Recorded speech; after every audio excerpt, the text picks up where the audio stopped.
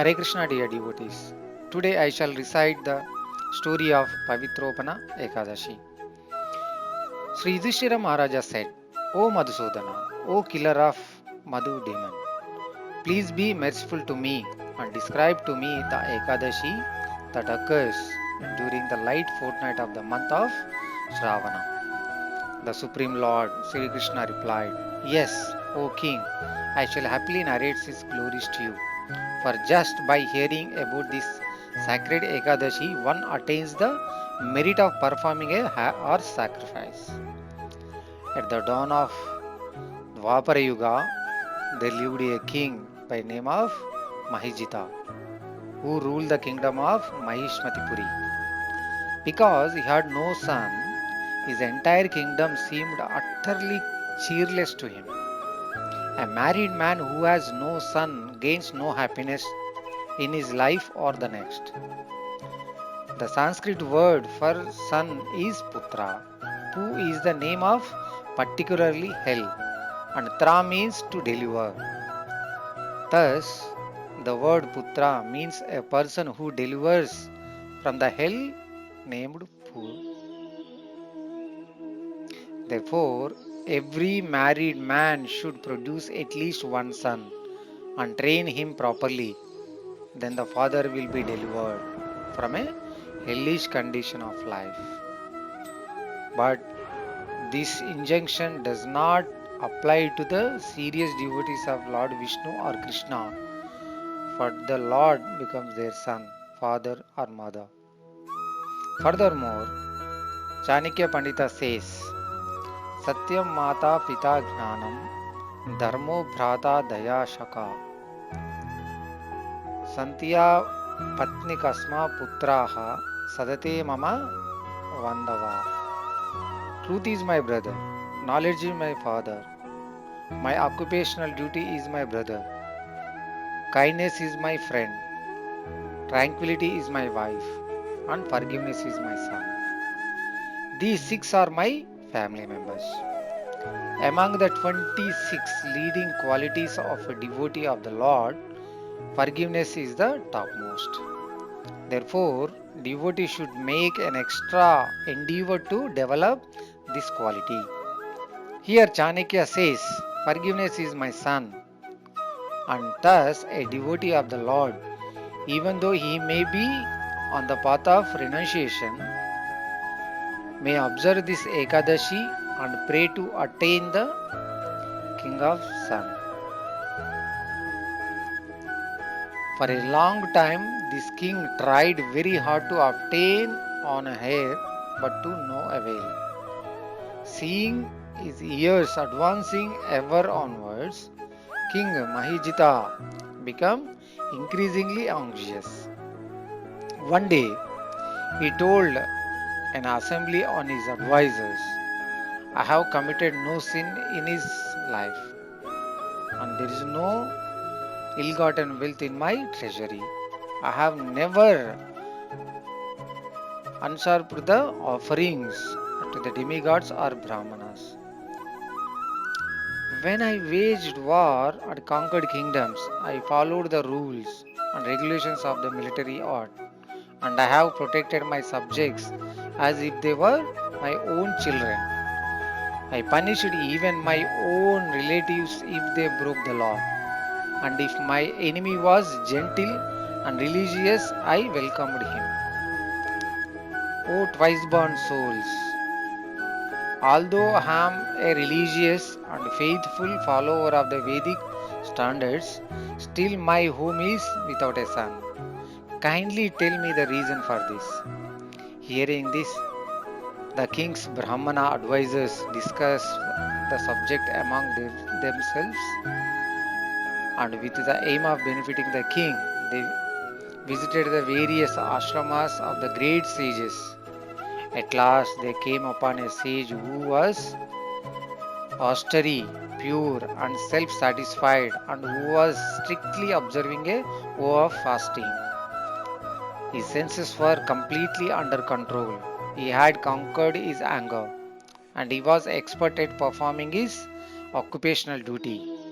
Indeed, This great sage was expert in all conscious of Vedas, and he had extended his lifespan to that of Lord Brahma himself. His name was LOMASA Rishi, and he knew present, and future. After each kalpa passed, one hair would fall out of his body. One kalpa, or 12 hours of Lord Brahma, equals 4.32 million years. All the king's Brahmana advisors very happily approached him one by one to offer their humble respects. Captivated by this great soul, King Mahijita advisors offered obeisances to him and said very respectfully, "Only because of our great good fortune, O sage, have we been allowed to see you?" Lomasa Rishi saw them bowing down to him and replied, "Kindly let me know why you have come here. Why are you praising me? I must do all I can to solve your problems. For sages like me have only one interest, to help others. Do not doubt about this." Lomasa Rishi had all good qualities because he was a devotee of the Lord. As stated in the Srimad Bhagavatam, in one who has unflinching devotion service to Krishna, all the good qualities of Krishna and the demigods are consistently manifested.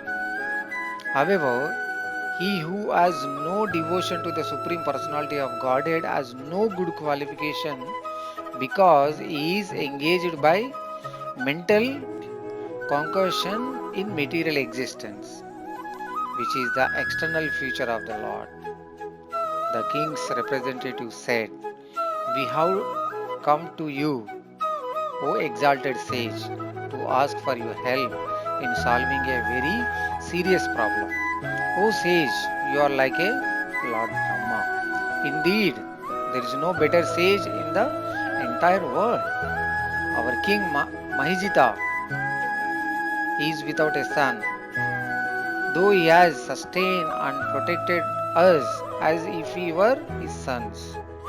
Seeing him so unhappy on account of being sonless, we have become very sad, O sage, and therefore we have entered the forest to perform severe austerities. By our good fortune, we have happened upon you. Everyone's desires and activities become successful just by your darshan. Thus, we humbly ask that you tell us how our king can obtain a son." Hearing their sincere plea, Lomasa Rishi absorbed himself in deep meditation for a moment and at once understood the king's previous life. Then he said, "Your ruler was a merchant in his past life, and feeling his wealth insufficient, he committed sinful deeds. He traveled to many villages to trade his goods. Once at noon one day, after the Ekadasi that comes during the light fortnight of the month of Jesta, he became thirsty while traveling from one place to another place. He came upon a beautiful pond on the outskirts of a village. But just as he was about to drink at the pond, a cow arrived there with her newborn calf. These two creatures were also very thirsty because of the heat.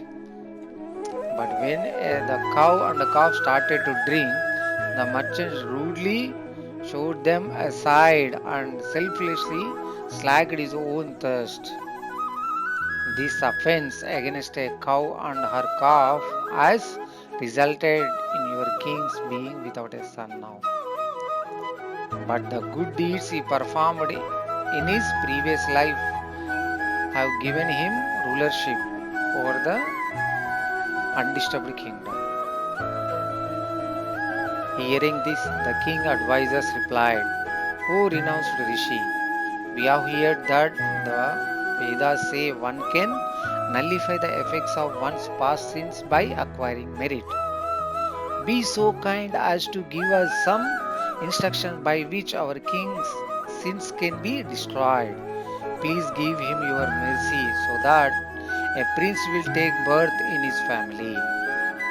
Lomasa Rishi said, there is an Ekadashi called Putrada, which comes during the light fortnight of the month of Shravana. On this day, all of you, including your king, should fast and stay awake all night, strictly following the rules of and regulations of the Ekadashi. Then you should give the king whatever merit you gain by this fast. If you follow these instructions of mine, he will surely be blessed with a fine son. All the king advisors become very pleased to hear these words from Lomasa Rishi, and they all offered in their grateful obeisances. Then their eyes bright with happiness, they returned home. When the month of Shravana arrived, the king advisors remembered the advice of Lomasa Rishi, and under their direction all the citizens of Mahishmatipuri as well as the king fasted on Ekadashi. And on the next day, Dwadashi, the citizens dutifully offered their accrued merit to him. By the strength of all this merit, the queen became pregnant and eventually gave birth to a most beautiful son. O Yudhishthira, Lord Sri Krishna concluded, the Ekadashi that comes during the light fortnight of the month of Shravana has thus rightfully became famous as Putrada, bestower of a son. Whoever desires happiness in this world and the next should certainly fast from all grains and legumes on this holy day. Indeed, whoever simply hears the glories of Putrada Ekadashi becomes completely free of all sins. He is blessed with a good son and surely ascends to heaven after death. Thus ends the narration of the glories of Shravana Shukla Ekadashi or Putrada Ekadashi from the Bhavishya Purana. Hare Krishna.